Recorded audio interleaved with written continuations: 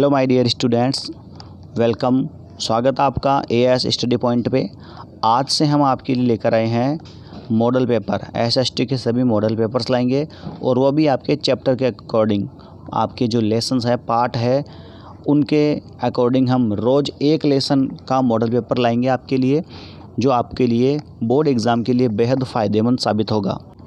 आज हम लेकर आए हैं आपके लिए पहला चैप्टर, जिसके जो क्वेश्चन आते हैं एग्ज़ाम के अंदर, वो आपके क्वेश्चन आते हैं 4 नंबर और 1 नंबर के आते हैं और 4 नंबर के भी क्वेश्चन आते हैं इसके अंदर। तो आज के पेपर में 1 से लेकर 10 तक जो क्वेश्चन है वो 1-1 नंबर के रहेंगे।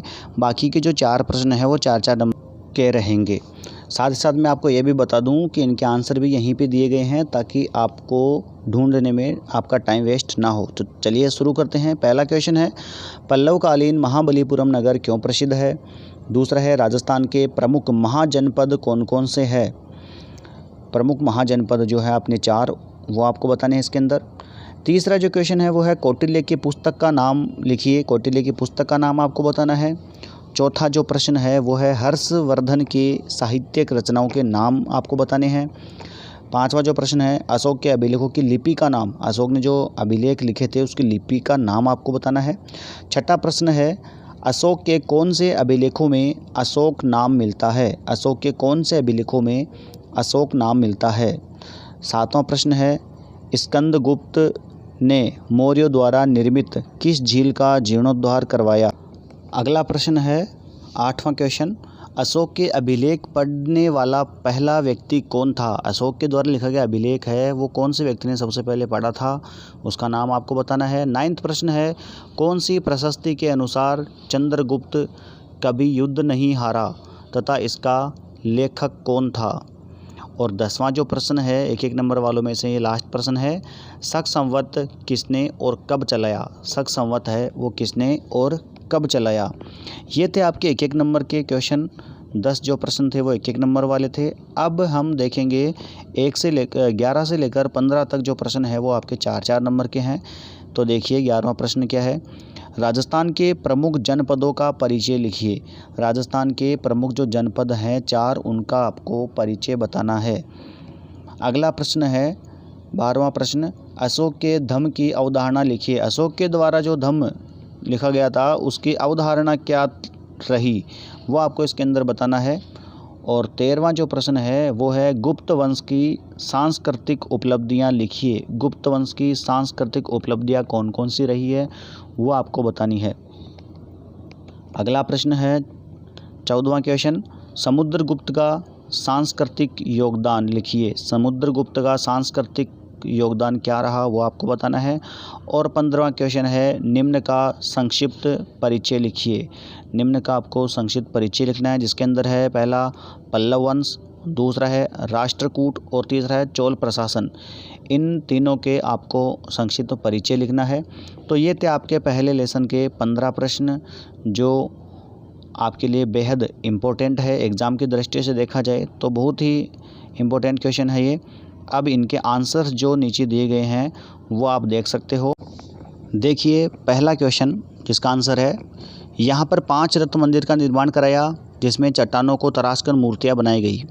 दूसरे का आंसर होगा, जांगल, मत्स्य, सूरसेन और सीवी, ये प्रमुख 4 जनपद है। तीसरे का आंसर होगा, कौटिल्य की पुस्तक का नाम अर्थशास्त्र है।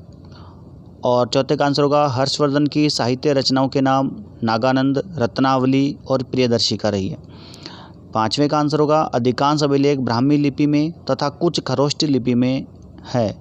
6ठे का आंसर होगा, मास्की तथा गुज्जरा अभिलेखों में उसका नाम अशोक मिलता है। 7वें का आंसर होगा, स्कंदगुप्त ने मौर्यों द्वारा निर्मित सुदर्शन झील का जीर्णोद्धार करवाया। और 8वें का आंसर होगा, अशोक के अभिलेख पढ़ने वाला पहला व्यक्ति लिखे गए हैं। जेम्स प्रिंसेस के आंसर्स देख सकते हो। 9वें का आंसर होगा, इलाहाबाद प्रशस्ति के अनुसार समुद्रगुप्त कभी युद्ध नहीं हारा तथा इसका लेखक हरिसे था। 10वें का आंसर होगा, शक संवत कनिष्क ने 78 ईस्वी में चलाया था। शक संवत कनिष्क ने 78 ईस्वी में चलाया था। अब बड़े जो क्वेश्चंस थे उनके आंसर देखिए। राजस्थान के प्रमुख जनपद रहे हैं जांगल, मत्स्य, सूरसेन और सीवी। इनके आप डिटेल से आप देख सकते हो। जांगल प्रदेश जो है वो वर्तमान में बीकानेर और जोधपुर के ज़िले, महाभारत काल में जांगल प्रदेश इनको कहते थे। इसकी राजधानी अहिरचत्रपुर थी, जिसे वर्तमान में नागौर कहते हैं। मत्स्य की बात करें तो वर्तमान जयपुर के आसपास का क्षेत्र मत्स्य जनपद के नाम से जाना जाता है या जाना जाता था। आधुनिक अलवर एवं भरतपुर के कुछ क्षेत्र भी इसमें सम्मिलित थे। इसकी राजधानी विराटनगर थी, जिसे वर्तमान में बेराट कहा जाता है। और सूरसेन की बात करें तो आधुनिक ब्रज क्षेत्र में स्थित था। इसकी राजधानी मथुरा थी। इसमें भरतपुर, धौलपुर तथा करौली का अधिकांश भाग सम्मिलित था।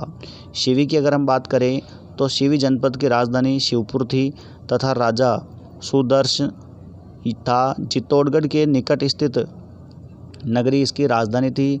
मेवाड़ के अनेक स्थानों पर शिवियों के सिक्के प्राप्त हुए।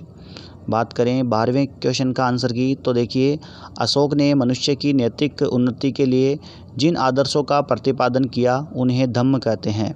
उनके अनुसार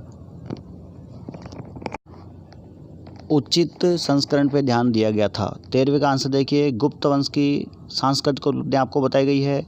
संस्कृति साहित्य की उन्नति और विज्ञान के क्षेत्र में उन्नति और कला के क्षेत्र में उन्नति, ये इनकी प्रमुख उन्नतियां रही थी सांस्कृतिक के अंदर गुप्त की। और अगला क्वेश्चन था आपके 14वां, समुद्रगुप्त का सांस्कृतिक योगदान। जो आपको पता है सांस्कृतिक योगदान में समुद्रगुप्त साहित्य कला का संरक्षक था और वह संगीत में निपुण था और यद्यपि वह विष्णु भक्त था, इसलिए समुद्रगुप्त सांस्कृतिक योगदान काफ़ी अच्छा रहा। 15वें का आंसर यदि हम बात करें तो पल्लव वंश के बारे में आप देख सकते हो और राष्ट्रकूट वंश के बारे में बताया गया है, जिसकी स्थापना से लेकर जो भी इसके अंदर मंदिरों का निर्माण हुआ वो सब इसके अंदर बताए गए हैं। और चोल प्रशासन के बारे में आप देख सकते हो। तो इन सभी के आंसर्स आप यहाँ पे वीडियो के अंदर देख सकते हो। वीडियो को रोक के और आराम से इनके नोट्स बना सकते हो, जो आपके लिए बेहद खास होने वाले हैं इस बोर्ड एग्ज़ाम के लिए। अगली क्लास में हम लेकर आएंगे आपके लिए सेकंड चैप्टर के इम्पोर्टेंट क्वेश्चन। बोर्ड एग्ज़ाम के दृष्टि से जो महत्वपूर्ण क्वेश्चन है वो सभी आपके लिए यहाँ पे लेके आएंगे। और जब तक आप पहले लेसन के क्वेश्चन आंसर देखिए और अपनी पढ़ाई को निरंतर अपने रूटीन में रखिए।